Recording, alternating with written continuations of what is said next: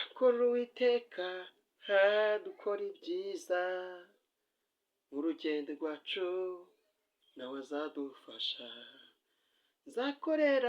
nzakora Uwiteka hadukora ibyiza, mu rugendo rwacu nawe azadufasha.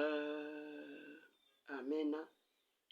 Imana yacu rero nishimwe cyane. Imana yacu ni ukuri irakomeye cyane. Imana yacu ni ukuri irihagije, ni Imana yihagije, ni Imana ishoboye. Uwiteka ni ukuri aho ageze birasobanuka.